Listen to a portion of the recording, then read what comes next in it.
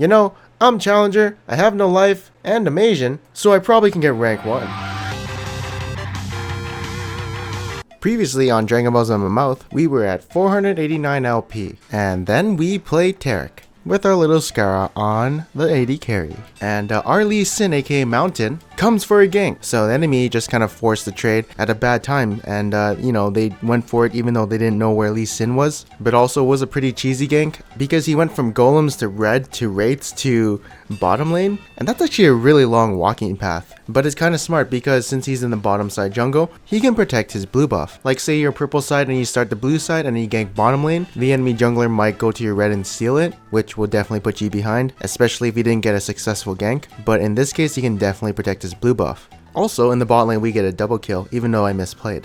Now, I'm gonna be honest with you, I don't know what the hell this was, but a Zed who all-ins with a support beside him with no support from his teammates, I don't think you will kill the AD carry. So, you know, if you're playing Zed, don't do something like a tower dive like this. Also, I could have exhausted the Hecarim from the burst, you know, that it was going to apply to Jin, but I thought my ultimate would be sufficient enough to maybe make him survive for a very long time. And once Hecarim is out of the way, I definitely have to exhaust the Zed. But I'm thinking like, maybe I should have exhausted Hecarim and then used my ultimate. I'm not actually really sure what I could have done better in this situation, but we do trade 4 for 1. So, I mean, still good, but I'm pretty sure I could have done something better in this play. Also, diving like this when we could get a free tower is bad, but I just kind of went with the flow, you know? But I'm pretty sure my team thought there was less people around.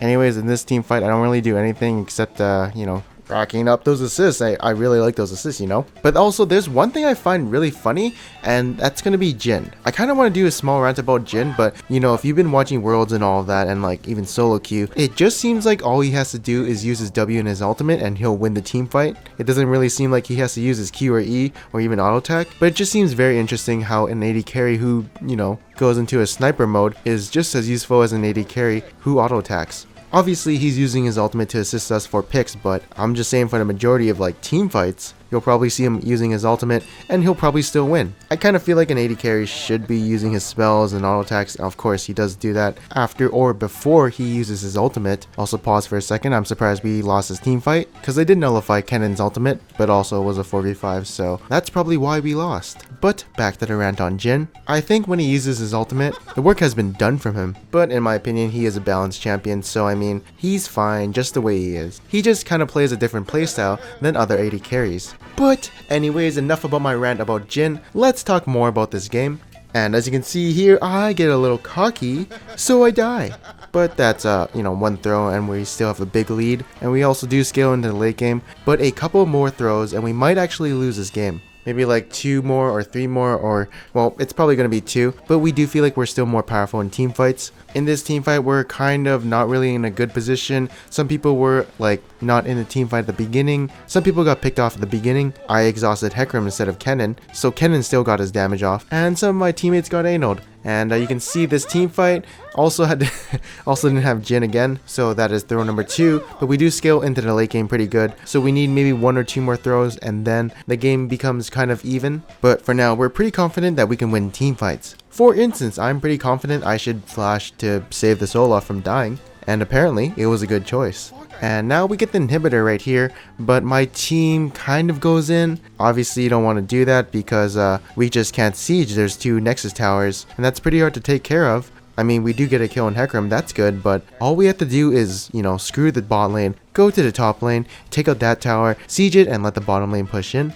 You know, it's pretty simple, but even though we kill the Hecarim, can we get anything out of it? No, we just get like, ooh, 300 gold, ooh, that's so good with the risk of, you know, getting aced and throwing. But also the Baron is coming up, so we have to prep for it. Sieging top lane doesn't really matter right now, but we do fight the enemy team in their jungle, which is good for us because we're ahead. And we can't really end it right here because some of us are kind of low while also 3 of them are still up, and we aren't really coordinated to like siege properly. Even though I think we can actually end, this is actually the safer call to do. Baron is definitely the objective that will give us a higher chance of winning the game, so it is more optimal to do Baron. Now, finally after the Baron, okay, I died after getting the Baron, but yeah, we do one last team fight. And the Zed goes for a pick, but doesn't really go his way. I mean, it is a good play because if you let the enemy team do what they want while they have a Baron and a lead, and it's very late into the game, then you'll probably eventually lose that game, especially when you have open inhibitors. So it was a good play, but the person he went on actually had backup around him, so he kind of got caught out, and now his team gets caught out, and we get a clean ace, and well, except for that one person, but he cannot hold 5 of us, and we win the game. In the next game, I played Janna, and I was a little bit scared about this game. You know, we have an Urgot mid. Yeah, we have an Urgot mid, and that's very unmeta. And I was thinking about dodging, then I was like, wait a minute, they have an Elise support. This is like free win, like Elise support is so shit. And basically this guy is like not even wanting to win, or I don't know what he was thinking, but either way, an Elise support gives me a lot of confidence that this game is going to be a free win. I mean, let's be honest here, she's very useless right now, right? She does no damage, she's very useless, and we can easily 2v3 these people, and I still have my flash up, so yeah, it was pretty easy for us. She had no presence in lane as well. But also, I can't really take all credit for that Elise pick. You can see my team is doing really well on the other side, and then they say mid open, but you know, it's an NA open, so it's not actually an open mid, it's more of a bluff, kind of. Like, not everyone agreed to it. Some people are still playing, but I mean, this game is completely over, and they eventually do open mid. And I mean, the highlight of this game is going to be this 5-man tornado. It looks fucking sexy, and I wish I could do that in team fights, but obviously, no one will line up for that tornado. But yeah, I mean, freest game of my life. In the next game, we played Janna. Now, you may be wondering, why are we playing so much Janna? Well, how am I supposed to put this together, because she's OP? I believe she is the most OP support at the moment. And what am I?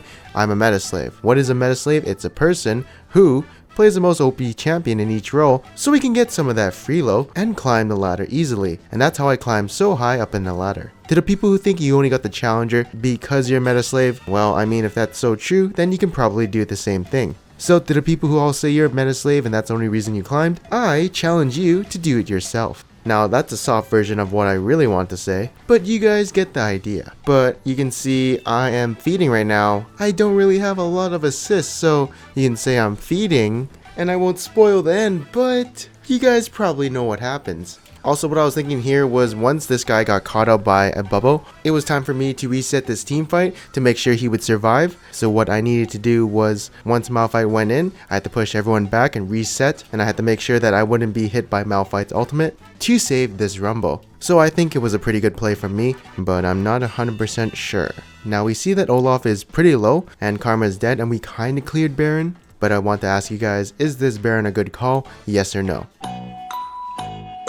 Well, apparently it's actually a good call because, well, one thing I definitely underestimated was our damage, but when you realize that we have Graves, Sivir, Rumble, Talia, you know, everyone's damage on our team, so this Baron is actually really fast and we don't have a Mountain Dragon. But yeah, I mean, the enemy jungler down, Karma and Jhin would have to walk for a little bit before they reach us, and there's no way that Olaf could come back with a smite over the wall or something because he has Ghost, and he's also really low in hit point, so there's absolutely zero threat on the enemy team retaliating, especially if we do it super quick. And then we just siege, get a bunch of towers, get a bunch of kills.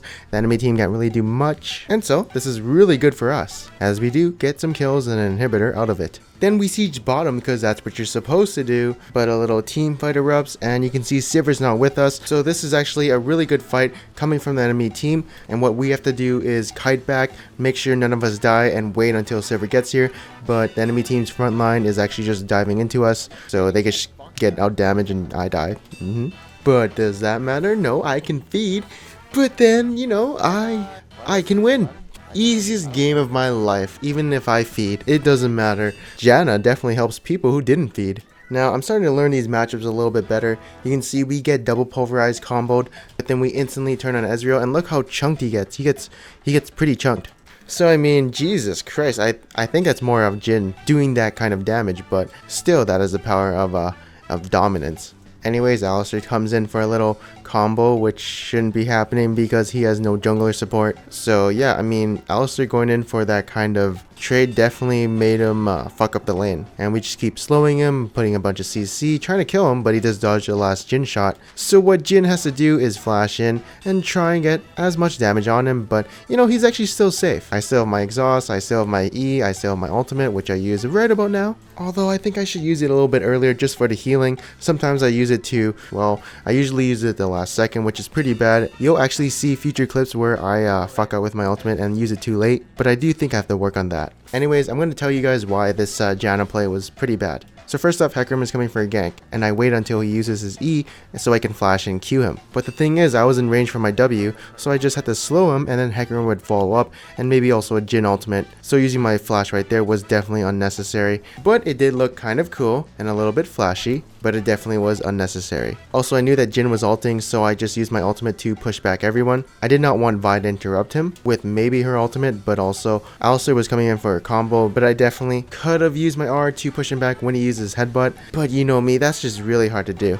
And also this aggressive flash tornado, I actually think it was pretty good here. I feel like I secured some kills here, but maybe my team could have got them without it anyways. So with this play right here, I just shield the Hecarim, pretty easy coming from me, and then I say, hey, there's an Alistar here, so I kind of want to kill him. But this is something I do very often, which is a habit I should get rid of, but basically turret diving very aggressively. I mean, this one's pretty easy because we're very far ahead, but there are some games I'm just like, ooh, probably shouldn't have done that. And look at this tornado, fully charged, hits Ezreal, Hecarim, oh my god, just does a bunch of damage to him. Ugh, like those tornadoes that CC for like 1.5 seconds are the best. Although I feel like I should actually keep it, you know, for disengaging and not for initiating. But if you're ahead, obviously, I think it's good. But if you aren't and you're trying to like disengage and kite, you definitely want to hold on to it and make sure that you can peel for your teammates instead of initiating, right? Although a fully charged Q is not that bad. And also right here, Hecarim has a quadra kill, and then he gets a pentakill. But the thing is, I don't know why I didn't register him for a pentakill or a potential one. This is very weird. You can even see he complains in all chat. But hey, after getting that inhibitor, y'all know what happens next. Pressure on the mid lane, pressure on the bot lane. This Baron is actually going to be super free unless Ezreal ults, but nah, he doesn't ult.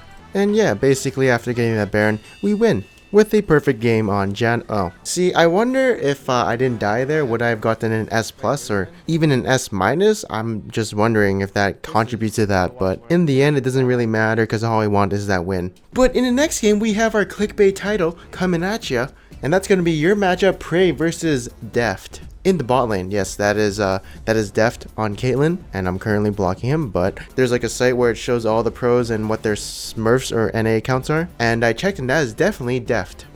Also, we have Smeb in the jungle, and Champion Select was just really stupid because I could have jungled and he could have top laned, and maybe our top lane could have supported. That way our chances of winning would be super high. But also another reason that this game is stupid is because we're all AD, but on the other side, they're actually all AD as well. Except Nunu, but he doesn't really count because he's kind of like CC utility. But yeah, it's hard to say if I would have dodged if the enemy team had magic damage. But the thing is, we do have good players, so it's a difficult decision to say if we should dodge. But anyways, back to the bot lane with me, Prey, and Deft. I ditch him because I saw the Yasuo in trouble, and look, it actually helped that I roamed to try and help him, as he got the kill on Nunu, but Aurelia's here and I have to flash over this wall because I'm kind of scared. But that flash coming from the Yasuo, ooh, didn't save him at all. But we do get a kill on Aurelia, so Yasuo was a really good bait, and this is actually pretty worth it for us because Prey is getting ahead, aka the best player on the team, and also we were kind of behind, so we kind of catch up in gold towards the enemy team.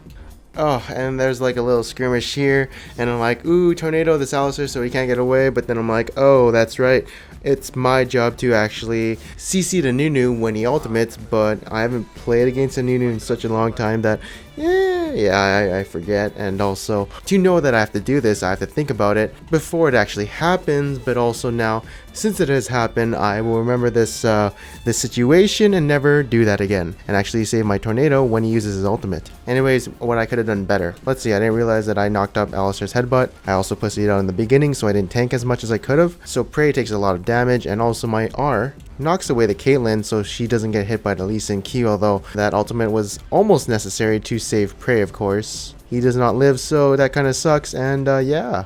I'd say about 2 mistakes. Not tanking was the major one, but the second one, not realizing my tornado stopped the Alistair headbutt, but luckily Yasuo does roam, so these kills are pretty easy. Well, actually Jace roams, so yeah, it's a pretty bad dive. I tried to rescue him, but no, I can't do that. And it was a 2 for 3 trade, but it was pretty bad. Also, I walked away because I wanted Lee Sin to W me, but I was kind of wondering why he was waiting so long to come in. So, you know, a little miscommunication. Right here's a tricky team fight that you gotta play perfectly, otherwise you could fuck up. Like each team thinks, hey, we can probably win this, but also we have to play it perfectly to maybe win it. And Prey actually gets a really nice E over the wall and delays his death for a while. But I'm here trying to peel for the Poppy and I see, hey, he's actually having a good time in the jungle, and he actually gets a kill on Nunu but gets sniped out by the Jace. I fuck up here because I don't tornado the dash of Aurelia, so this forces out a flash from me and an exhaust, so I definitely should have preemptively put my Q down and cancelled it, but I need to predict when she's gonna come in. Anywho, Poppy is under the tower and she dies, but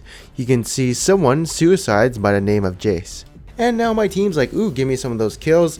I'm definitely kind of scared because I don't want to get in range of Aurelia. I don't really know that her Q is down, but you can see it in this clip, she already used it. And yeah, I'm just a little scared that she might kill me, so at least I have my tornado. 2cc here for a little bit, but if she had flash, I'm pretty sure I would have died. So the smart decision would have been to not even go close to her at all. Now when Jace walks up to this lane, I know that Yasuo and me can actually kill him, so I pop my Ascension, and holy shit, what the fuck is this damage? I mean, I have 132 armor, he did shred some of it with Black Cleaver, but like, that burst was super heavy, and I almost got bursted, holy shit. But now right after that catch on Jace, my team starts fighting because, you know, it's a 4v5. And I didn't save my tornado for the Nunu, but I don't think it really mattered in this team fight. I definitely want to CC whoever was on my grouped allies, but yeah. I don't think it would have mattered too much because Ezreal was the only one who died in this team fight, and we eventually do get the Aurelia. Now this Yasuo in the mid lane is just farming a little bit, but then people coming in and oh shit, it's not really a good sign for him. And I'm just trying to get into a position where I can knock back people while also healing everyone. And he does live with a sliver of health, so yeah, good for him. Then our team tries to fully collapse on Deft, but he kites really good. And now there's a Jace behind us, so we have to turn on him, otherwise he'll just shit on us, and we do ignore the Caitlyn because he's the higher threat. And ooh, this ace in the hole was so close, I probably should have flashed, but I do make it with a sliver of time. And this Nunu is on my dick with a slivering snake, and I, you know, fucked up the tornado again. But I also was like, I have flash, so no worries here. But I shield myself instead of Poppy, so she dies for free. And yeah, she probably wouldn't have died if I flashed out and shielded her instead. Ooh, go me, best Janna NA. And yeah, Nunu doesn't auto-attack me, so he does not get the skirmishers proc, and we do clean him up. And I want to ask you guys, is it a good time to Baron? Yes or no? And the answer is yes, but I die. Cause I noticed the TP a little bit too late. Actually, I think the Aurelia is super fed, so maybe the Baron would have been a bad call. Especially if Jace also had TP, but I don't think he had TP in this game, but if he did, definitely the Baron call would have been bad, because everyone's low health and Aurelia could assassinate everyone. Unless I had Monsoon, then everyone would be healthy, but I already used it, so safer to get towers if you could. Or if their top lane was, you know, a weaker top lane and wasn't super fed, I think. Actually, I take it all back. Nope, the Baron would have been shit. Because everyone is super low health, and even if the top laner was like 0 and 5, I'm pretty sure you could 1v4 us under Baron pressure. Also right here is a little too aggressive of me to be in the front line. I think this is something I have to work on a lot when I play Janna, because I always want to CC somebody and catch someone with my tornado and get more kills for my team, but sometimes I'm just way too far up. Oh yeah, I kind of want to mention, you guys probably want my opinion on how I feel about Korean AD carries versus NA AD carries when I like lane with them, since I've laned with like the best AD carries in NA and I guess Korea. So from this experience, what I noticed is that they kind of play the laning phase a little bit similar if we're talking about the top NA AD carries, but it seems like Koreans will go more for that flashy out play. And Deft's positioning was actually like super good. If you look at every team fight in this game, I think he did really good. Prey just was super consistent and did what he had to do, but Deft actually kind of surprised me. But for the most part, it does feel the same. You can only go so far when you're playing a champion, and it all sort of becomes sort of similar in the top level of play.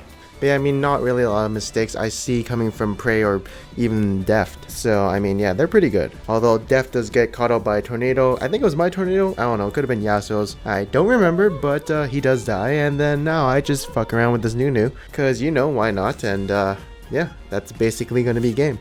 So give me that LP, and now we end off at this amount of LP. And that's going to be the end of this episode. I hope you guys enjoyed it. But on the next episode of Dragon Balls in My Mouth, we actually have 3 Rocks Tigers members on our team. And I play Nunu for the first time. Yeah. Okay, so hopefully you guys tune in for that episode. And if you guys did like this episode, make sure to leave a like. And if you didn't, make sure to subscribe. Anyways, I am Panzer Dragon, and I'll see you guys next time.